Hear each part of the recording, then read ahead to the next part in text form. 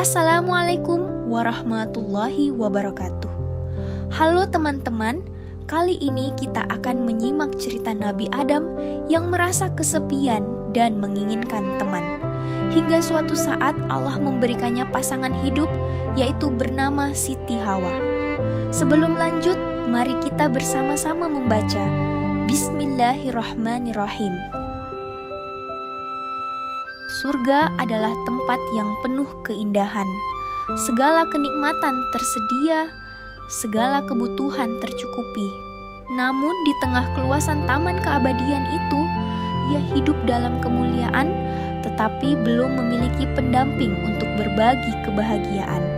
Maka dengan kasih sayangnya, Allah menciptakan untuk Adam seorang pasangan dari dirinya sendiri. Dialah Siti Hawa. Dan sejak saat itu, dimulailah kisah kebersamaan manusia pertama.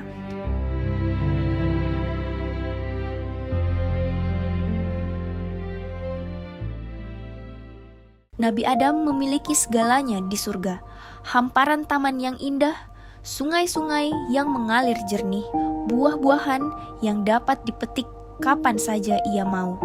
Tidak ada rasa lapar, tidak ada rasa lelah. Semua kenikmatan tersedia tanpa batas.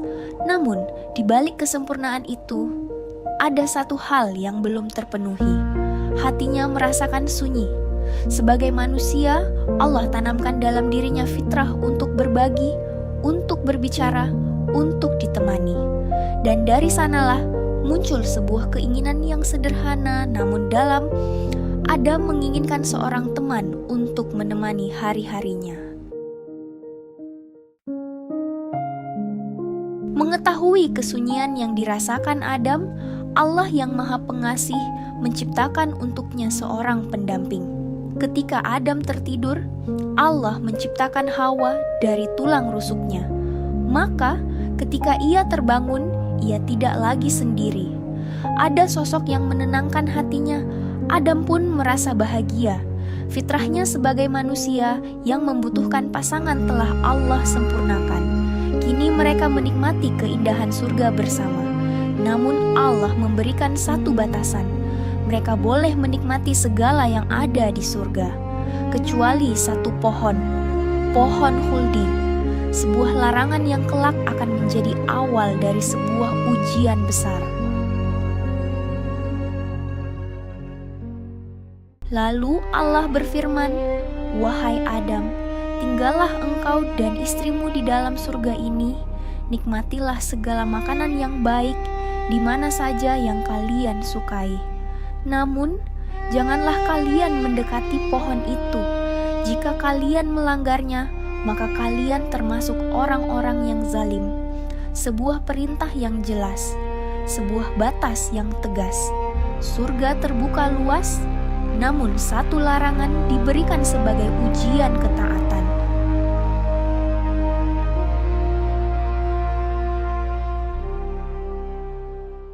Pohon khuldi bukan sekedar sebuah pohon. Ia menjadi simbol pengetahuan tentang yang baik dan yang buruk. Dan di balik larangan itu, ada hikmah yang Allah kehendaki. Sebuah ujian ketaatan, sebuah batas antara patuh dan melanggar. Namun setan mengetahui larangan tersebut. Dan sesuai dengan tekadnya untuk menggoda manusia sepanjang masa, ia menjadikan pohon itu sebagai pintu untuk melemahkan keimanan Adam dan Hawa.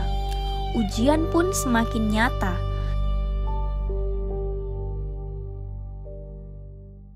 Setan pun mendekat dengan bisikan yang lembut. Ia berbicara tentang keistimewaan pohon khuldi, tentang keabadian, tentang kerajaan yang tak akan pernah binasa. Sebagaimana tertulis dalam Al-Quran, Surah Taha ayat 120. فوسوس إليه الشيطان قال يا آدم هل أدلك على شجرة الخلد وملك لا يبلى. Wahai Adam, maukah aku tunjukkan kepadamu pohon keabadian, khuldi, dan kerajaan yang tidak akan binasa? Begitulah iblis membujuk mereka. Kata-katanya terdengar indah, namun penuh tipu daya. Nama khuldi sendiri adalah sebutan yang diberikan oleh iblis. Ia membungkus godaannya dengan kata-kata yang terdengar indah. Ia menghasut Adam dan Hawa dengan mengatakan bahwa larangan itu bukanlah ujian, melainkan karena Allah tidak menghendaki mereka menjadi kekal. Iblis berkata, seolah-olah ia peduli, seolah-olah ia menginginkan kebaikan bagi mereka. Dengan penuh semangat, ia terus merayu dan meyakinkan agar mereka memakan buah terlarang itu. Dan di sanalah hati manusia benar-benar diuji. Adam dan Hawa sebagai manusia yang memiliki nafsu dan keinginan akhirnya tergoda. Rayuan iblis perlahan menggoyahkan keimanan mereka.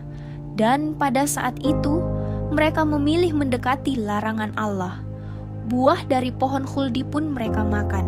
Seketika, sesuatu yang tak pernah mereka rasakan sebelumnya terjadi. Mereka menyadari, aurat mereka terbuka. Rasa malu menyelimuti hati mereka. Surga yang sebelumnya terasa damai, kini dipenuhi kegelisahan. Dan dari situlah mereka memahami arti dari sebuah pelanggaran.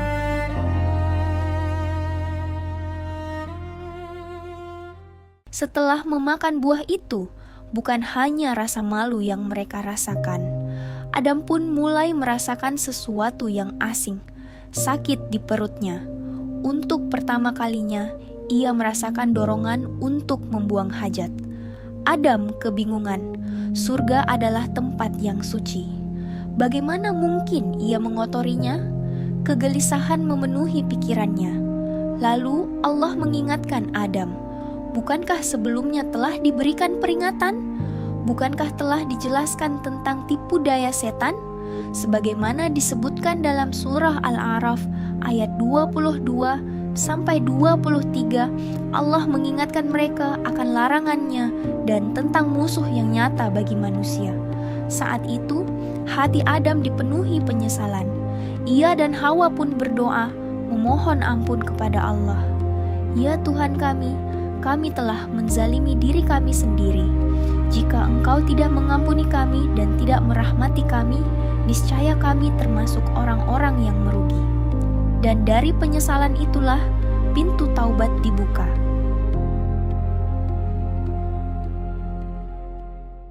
فدلاهما بغرور فلما ذاقا الشجرة بدت لهما سوآتهما وطفقا يخصفان عليهما من ورق الجنة وناداهما ربهما ألم أنهكما عن تلكما الشجرة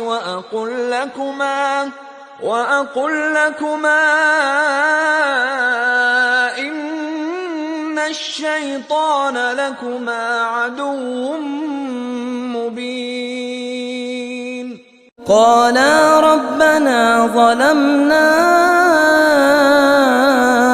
أنفسنا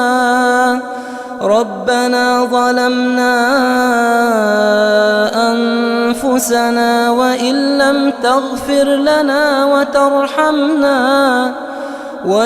لم تغفر لنا وترحمنا لنكونن من الخاسرين. Dalam sebagian kisah yang beredar, disebutkan bahwa Hawa digoda iblis dalam wujud tertentu.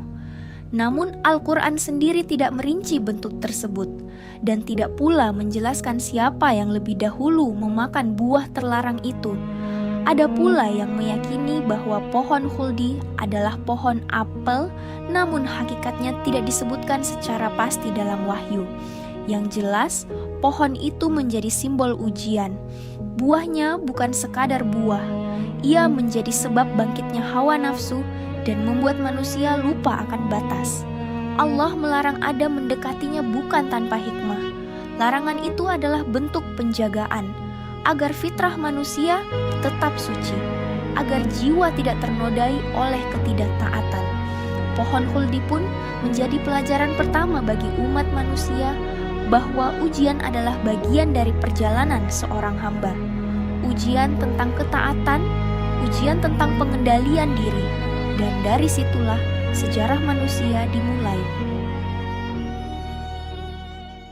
Namun terlepas dari semua peristiwa itu, Allah memang telah menakdirkan manusia untuk menjadi khalifah di bumi. Manusia tidak diciptakan untuk menetap di surga, melainkan untuk memimpin dan memakmurkan bumi. Taubat Adam dan Hawa diterima, namun ketetapan Allah tetap berlaku.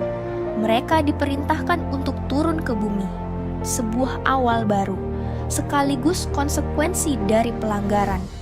Dalam sebagian riwayat disebutkan, Nabi Adam diturunkan di suatu tempat yang tinggi yang diyakini sebagai Bukit Sri pada di wilayah Sri Lanka. Sedangkan Hawa diturunkan di wilayah Arab. Mereka terpisah, bingung, sedih, sendirian di dunia yang belum pernah mereka kenal. Namun di dalam hati mereka ada keyakinan yang tidak pernah padam bahwa Allah akan mempertemukan mereka kembali. Dan dari perpisahan itulah perjalanan panjang umat manusia dimulai.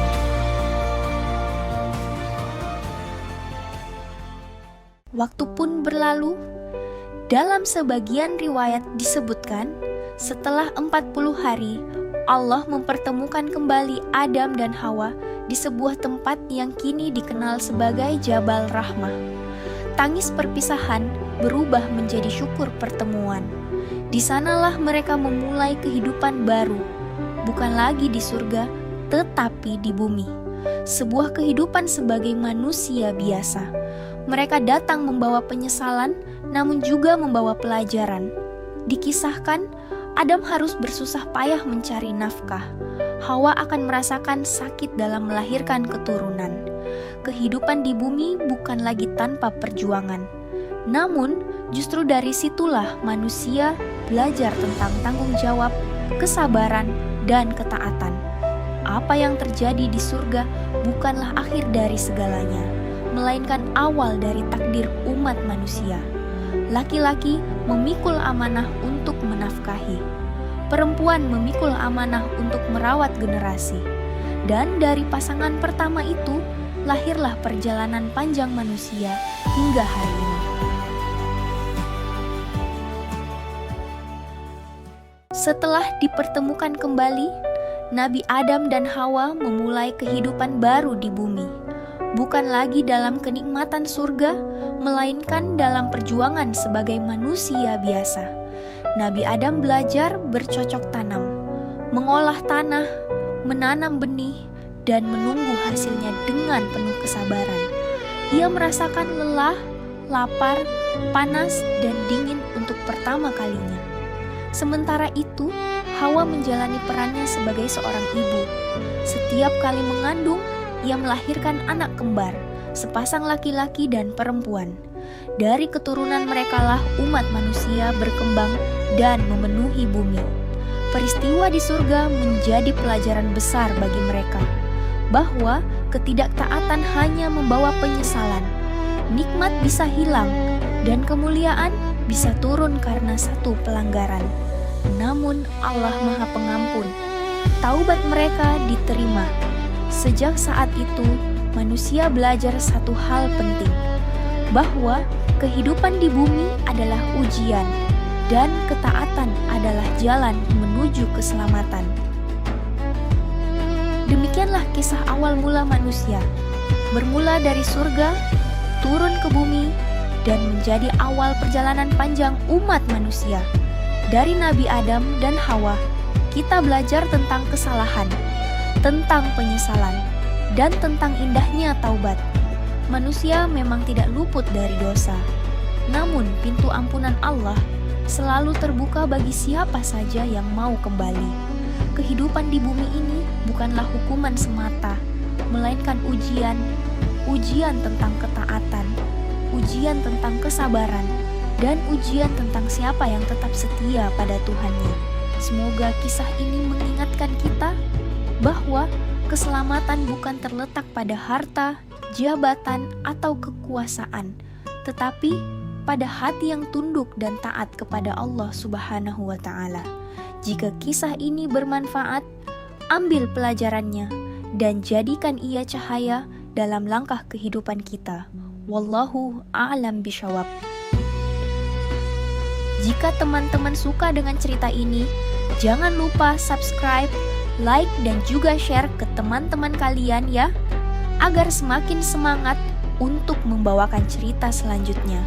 Wassalamualaikum warahmatullahi wabarakatuh.